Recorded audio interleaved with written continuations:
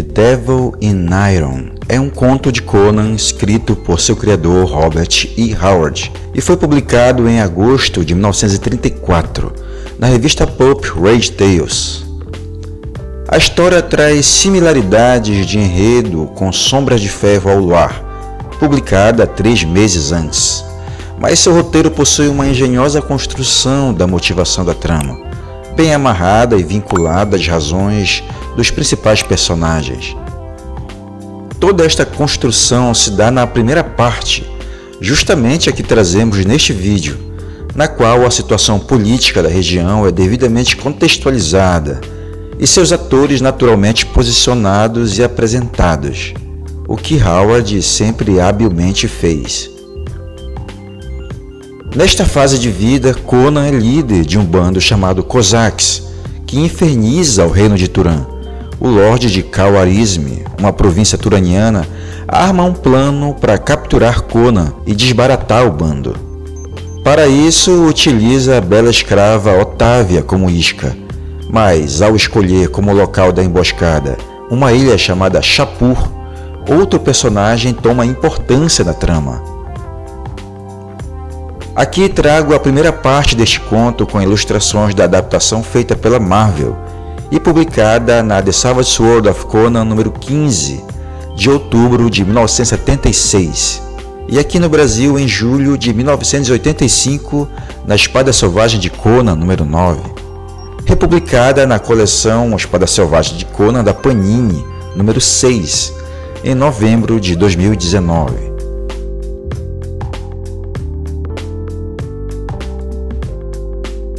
Roteiro de Roy Thomas, lápis de John Buscema e tinta de Alfredo Alcala. Então vamos à história.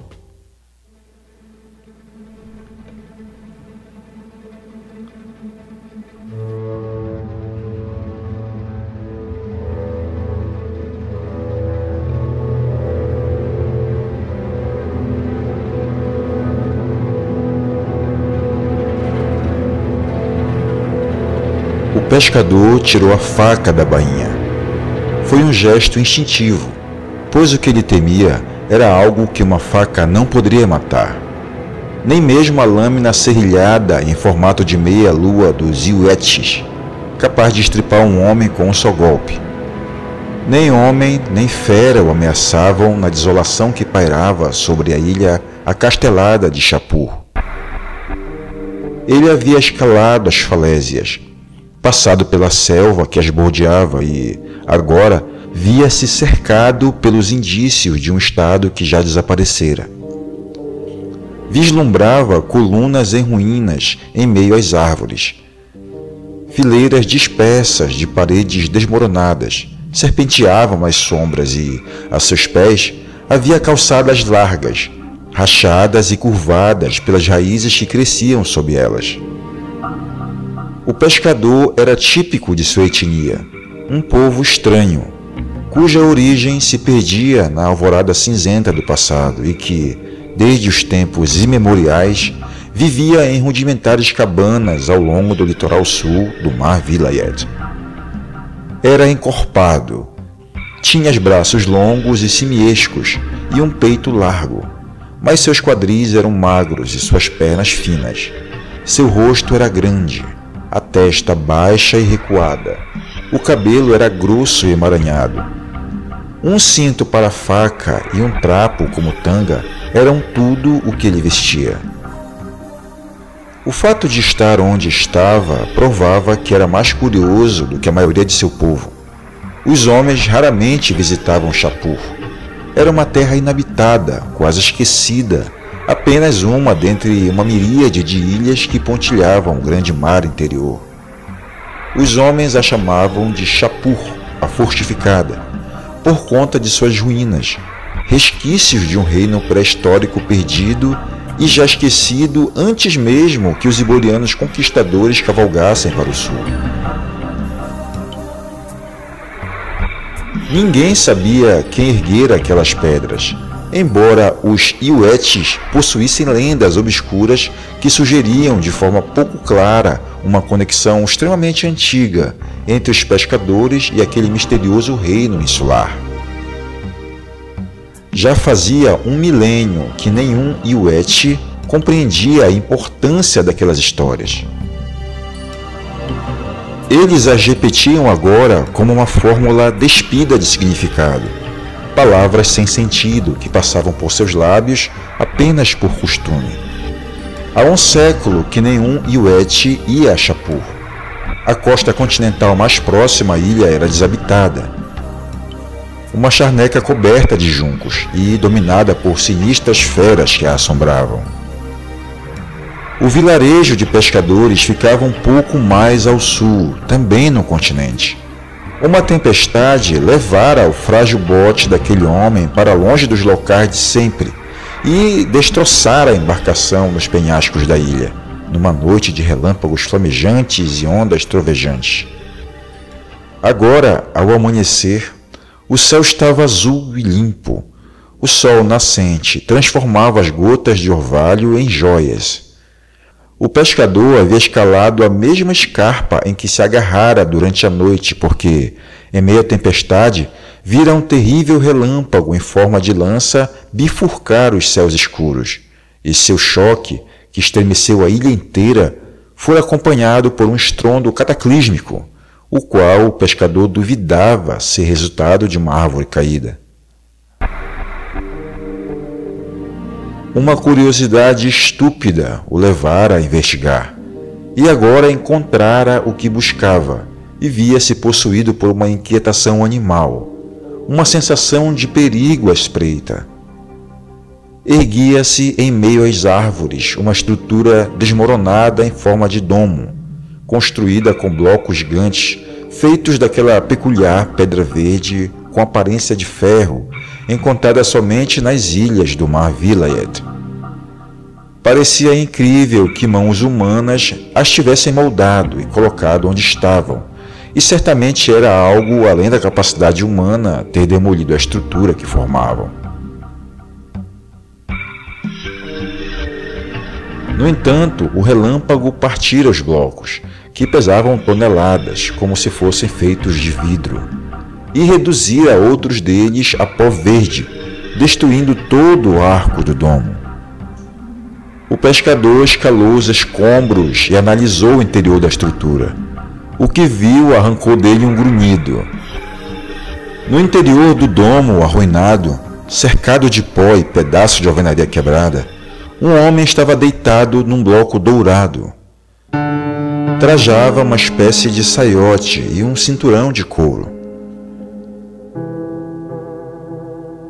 Os cabelos pretos, que caíam num corte quadrado sobre os largos ombros, estavam presos em volta da testa por uma tira dourada.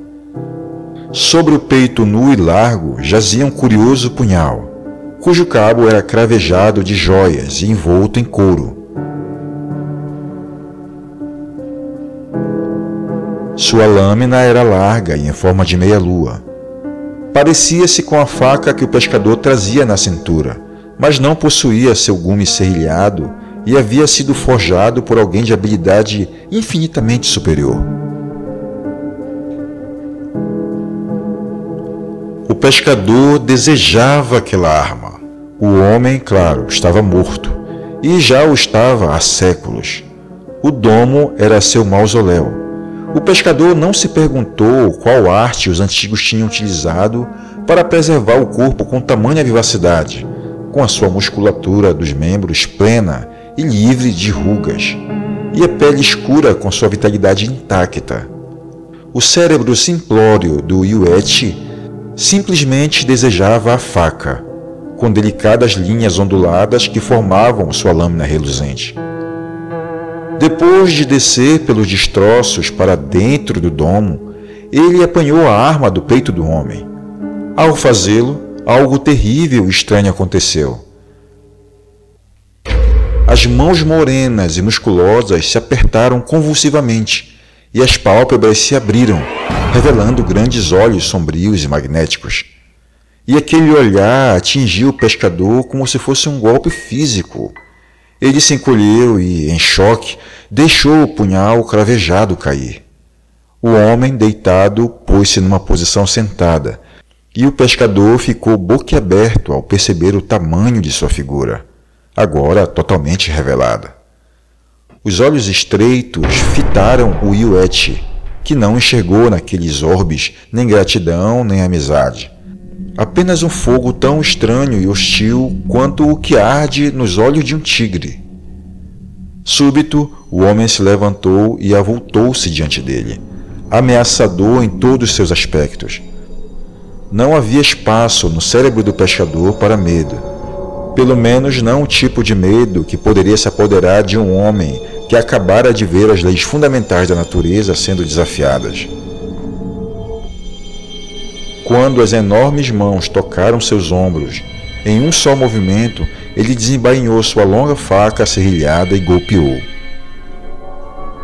A lâmina se partiu contra a barriga definida do homem como se ela fosse uma coluna de aço, e então o grosso pescoço do pescador partiu-se como um graveto podre naquelas mãos gigantes.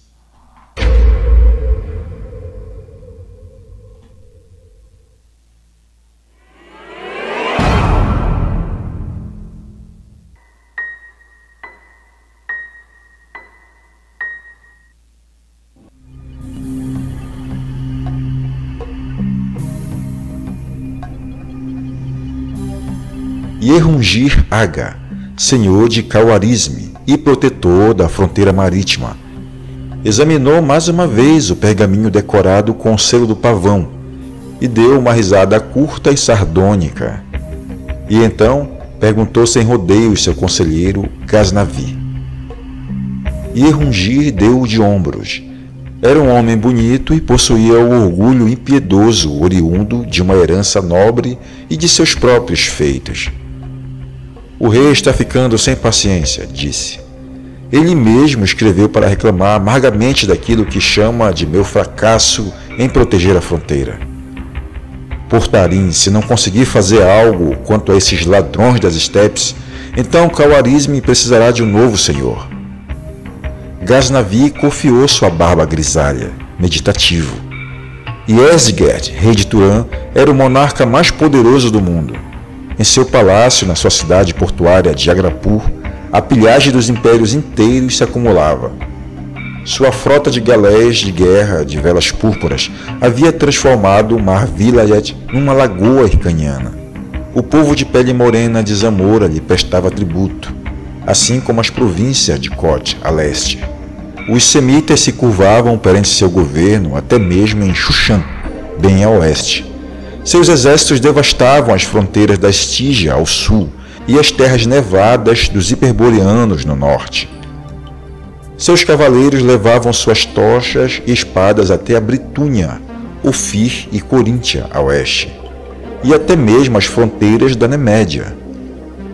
Seus guerreiros de elmos dourados haviam pisoteado tropas inteiras sob os cascos de seus cavalos, e cidades muradas tinham sido incendiadas mediante suas ordens. Nos abarrotados mercados de escravos de Agrapur, Sultanapur, Khawarizmi, Shapur e Coruscum, mulheres eram vendidas por 3 pequenas moedas de prata. Britunianas loiras, estígias morenas, zamorianas de cabelos negros e semitas com pele cor de azeitona. Contudo, por mais que seus céleres cavaleiros derrotassem exércitos com fronteiras mais distantes, em seu próprio território, um audacioso oponente puxava suas barbas com uma mão manchada pela fumaça e pingando sangue. Nas extensas estepes entre o mar Vilayet e as fronteiras dos reinos iborianos mais ao leste, uma nova raça tinha surgido no último meio século. Inicialmente formada por criminosos refugiados, homens falidos, escravos fugitivos e soldados desertores. Vinham de vários países e seus crimes eram muitos. Alguns eram nascidos nas estepes, outros fugitivos dos reinos do oeste. Eram chamados de cosaques, que significa vagabundo. vivendo nas amplas e selvagens estepes sem obedecer a lei alguma, salvo seu próprio código, tinham se tornado um povo capaz de desafiar até mesmo aquele grande monarca. Invadiam constantemente as fronteiras turanianas, voltando para as estepes quando derrotados. Junto aos piratas do Vilayet, homens de comportamento similar saqueavam o litoral, atacando navios mercantes que navegavam entre os portos hircanianos.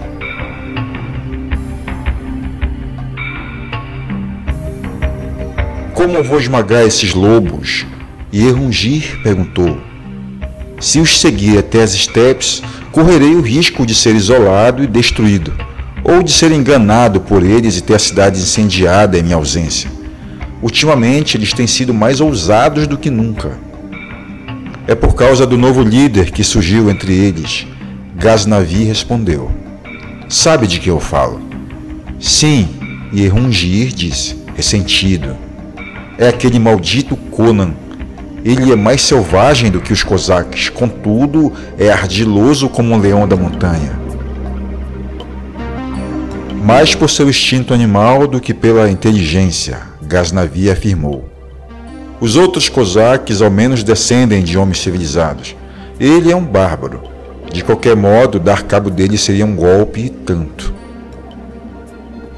Mas como? Yerundir quis saber.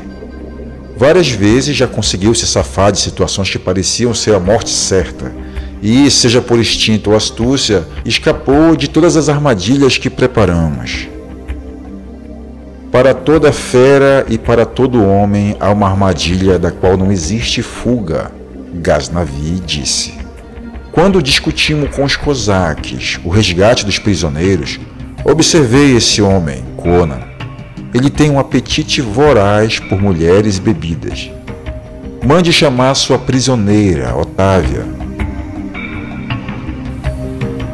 Yerungir bateu palmas e um impressionante Kushita eunuco entrou.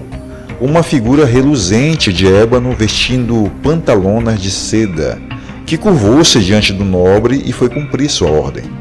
Retornou logo depois, trazendo pelo punho uma garota bonita e alta, cujos cabelos loiros, olhos claros e pele branca a identificavam como um membro puro sangue de sua raça.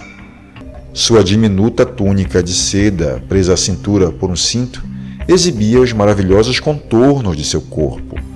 Os belos olhos brilhavam de ressentimento, e os lábios vermelhos eram carrancudos, mas ela aprendera a ser submissa durante seu período como prisioneira.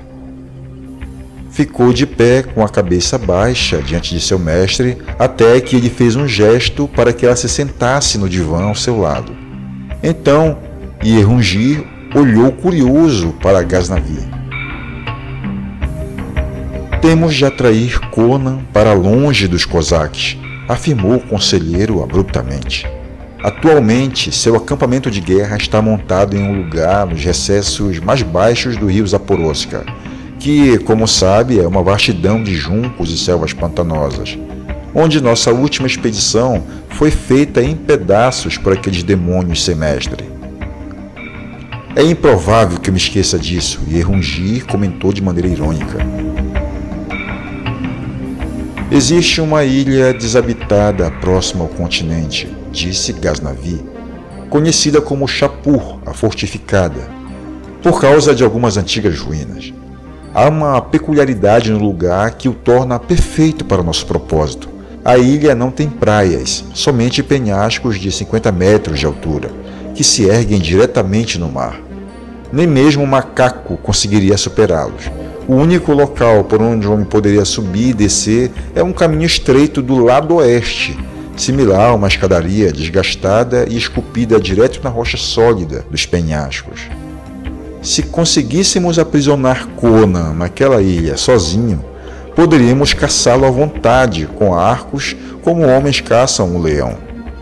É a mesma coisa que desejar ser dono da lua, Yerungir afirmou, impaciente. Devemos enviar um mensageiro a ele pedindo que suba aos penhascos e aguarde nossa chegada? Na verdade, sim. Ao ver a expressão de espanto de Yerungir, Ghaznavi prosseguiu. Pediremos uma reunião com os cosaques referente aos prisioneiros, às beiras das estepes, perto do Forte Gore. Como sempre, seguiremos junto a uma tropa e acamparemos do lado de fora do castelo. Eles virão com uma força similar. As conversas seguirão em frente com as típicas desconfianças e suspeitas. Mas dessa vez levaremos conosco, como que de forma casual, nossa bela prisioneira. Otávia empalideceu e ouviu com interesse maior quando o conselheiro acenou em sua direção. Ela usará seus dotes para chamar a atenção de Conan. Não será fácil. Aos olhos daquele carniceiro, ela deve ser uma visão adorável. Sua vitalidade e encanto terão um apelo mais vívido para com ele do que para qualquer outra beldade enfeitada de seu harém. Otávia levantou com os punhos brancos cerrados, os olhos ardendo e todo o corpo estremecendo com uma raiva ultrajada. Você me forçaria a bancar a meretriz desse bárbaro? Ela questionou. Não farei isso. Não sou uma vagabunda de mercado para lançar sorrisos e olhares apaixonados para um ladrão das estepes. Sou a filha de um senhor da Nemédia. Você era da nobreza Nemédia, antes que meus cavaleiros a apanhassem. E Erungir disse, cínico, agora não passa de uma escrava e fará o que eu mandar. Não farei, ela ralhou. Pelo contrário, Erungir replicou com crueldade estudada. Fará sim. Gostei do plano de Ghaznavid. Continue, príncipe dos conselheiros. É provável que Conan queira comprá-la, mas você não deve aceitar a proposta, claro, e tampouco trocá-la por prisioneiros hircanianos.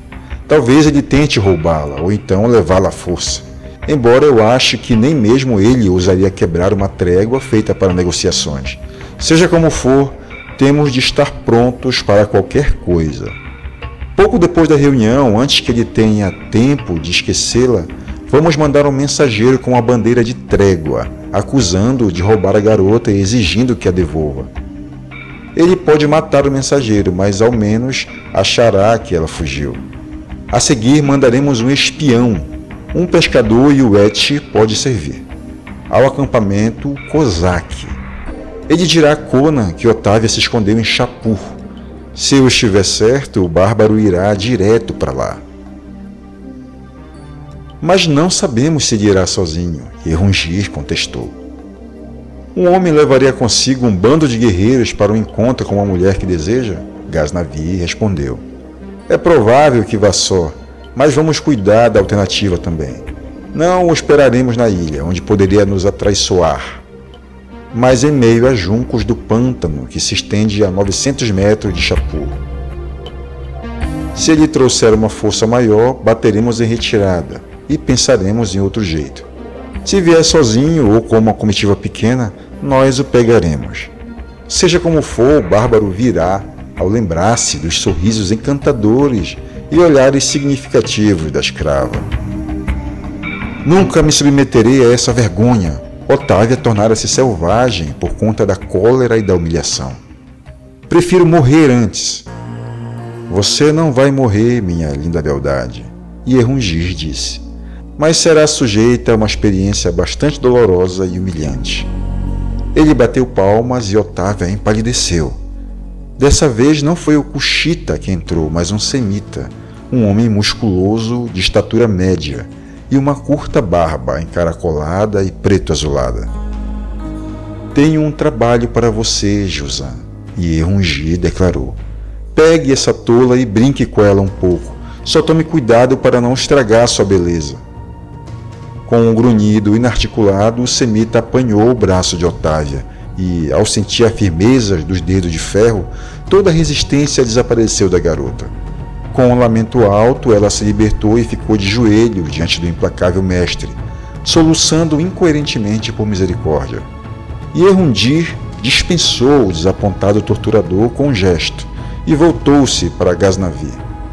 Se seu plano der certo, encherei de ouro seu colo.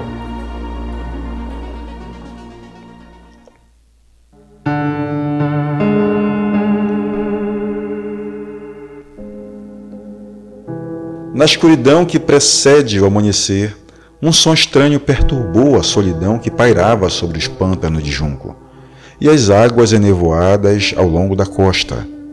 Não era o som lânguido de uma ave aquática ou de algum animal acordando, mas sim um ser humano que lutava para atravessar os grossos juncos, mais altos do que a cabeça de um homem. Se alguém ali estivesse para testemunhar, veria uma mulher alta e loira, com seus esplêndidos membros moldados por uma túnica suja. Otávia tinha por muito esforço escapado. Cada fibra ultrajada de seu ser ainda formigava por conta de sua experiência em um cativeiro que se tornara insuportável. O domínio que Ierungir exercera sobre ela já era bastante ruim, mas com maldade deliberada ele a tinha entregado a um nobre cujo nome era sinônimo de degradação, mesmo para os padrões de Khwarizmi. A jovial pele de Otávia estremeceu com aquelas lembranças. O desespero a tinha encorajado a descer pelo castelo de Jelal Khan, numa corda feita de tiras rasgadas de tapeçarias. E o acaso a levara até um cavalo preso numa estaca. Ela cavalgou a noite inteira, e amanhã a encontrou montada no animal manco, às margens pantanosas do mar. Estremecendo ante o pavor de ser arrastada de volta para o revoltante destino que Jelal Khan tinha planejado, mergulhou numa charneca para tentar escapar da perseguição que já esperava. Quando os juncos começaram a ficar menos frequentes ao seu redor e a água chegou às alturas das coxas, a jovem avistou os contornos indistintos de uma ilha adiante. Uma grande expansão de água colocava-se entre ela e o lugar, mas Otávia não hesitou. Avançou até que as ondas baixas estivessem batendo em sua cintura. Então, mergulhou decidida, nadando com um vigor que revelava sua surpreendente resistência. Ao aproximar-se da ilha, viu que o terreno elevava-se diretamente da água em penhascos que pareciam muralhas de um castelo. Finalmente os alcançou, contudo, não encontrou nenhuma saliência para ficar em pé acima do nível da água, nem nada para se agarrar e escalar. Continuou nadando, acompanhando a curva dos penhascos, sentindo os braços pesados devido ao esforço da fuga prolongada. As mãos tatearam a superfície da pedra escarpada até que, súbito, ela encontrou uma depressão. Com um suspiro de alívio, saiu da água e agarrou-se a ela, uma deusa gotejando sob a luz pálida das estrelas.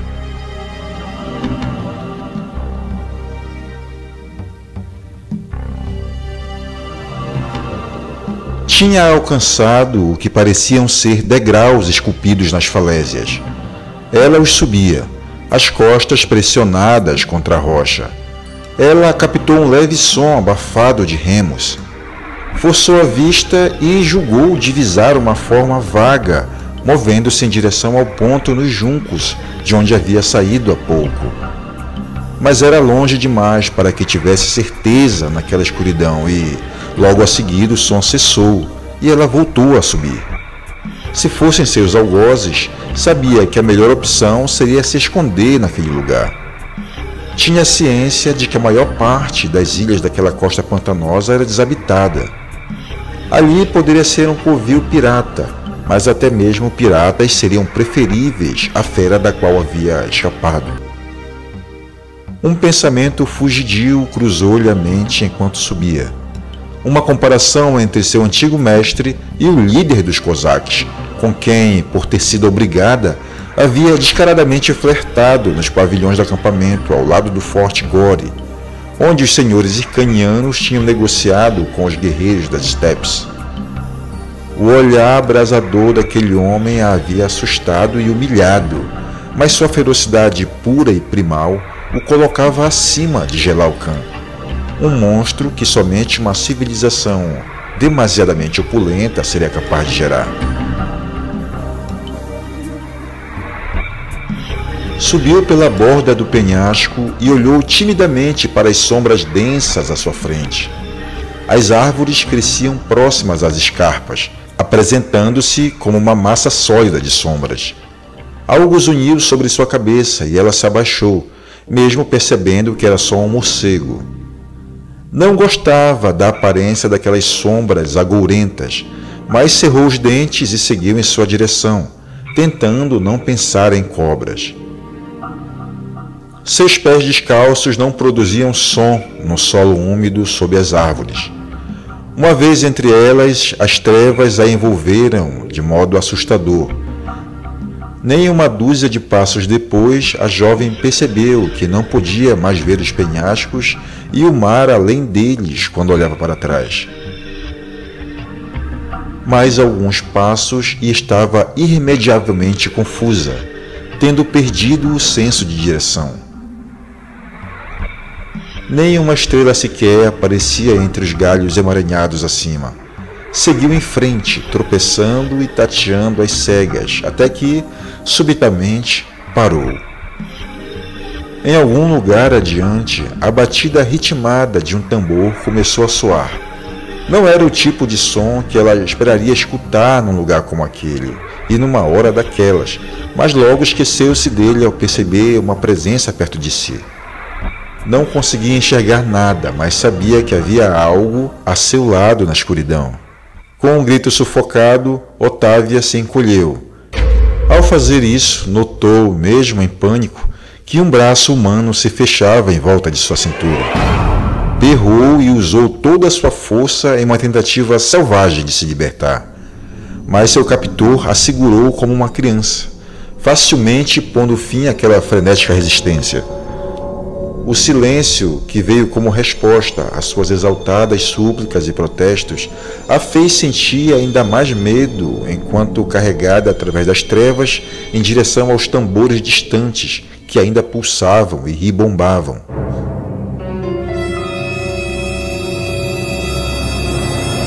Enquanto os primeiros raios da alvorada tingiam o Mar Vermelho, um pobre bote com um ocupante solitário se aproximou dos penhascos. O homem no bote era uma figura pitoresca. Trazia um lenço vermelho enrolado na cabeça. Vestia calções folgados de seda e cor flamejante, que iam até a altura dos joelhos, e estavam presos por um largo cinturão, que também suportava uma cimitarra numa bainha de chagrém. As botas de couro com detalhes dourados sugeriam que era um cavaleiro, não um homem do mar. Contudo, ele manejava o bote com habilidade. Era possível ver seu torso largo, musculoso e bronzeado pelo sol, por baixo da camisa de seda branca e aberta. Os poderosos músculos dos braços retesavam-se, conforme ele remava com uma fluidez de movimentos quase felina. Uma vitalidade feroz, evidente em cada uma de suas feições e ações, distinguia aquela figura de um homem comum. Mas sua expressão não era nem selvagem nem sombria, embora os olhos azuis e ardentes sugerissem uma fúria fácil de se despertar. Era Conan, que chegara aos acampamentos dos cosaques com nada além de sua astúcia e sua espada, e que abrira caminho até tornar-se seu líder. Remou até a escadaria esculpida como quem conhecesse bem o terreno, e amarrou o bote a uma saliência nas pedras. Então, sem hesitar, subiu os degraus desgastados. Estava alerta, não porque suspeitasse conscientemente de algum perigo oculto, mas porque o estado de alerta era parte dele, aguçado pela existência selvagem que seguia. O que Ghaznavi havia considerado como sendo intuição animal ou algum tipo de sexto sentido eram meramente as faculdades afiadas e a astúcia bravia do bárbaro. Mas o instinto de Conan não tinha como lhe dizer que havia homens escondidos nos juncos, observando-o do continente. Então o cimério subia o penhasco.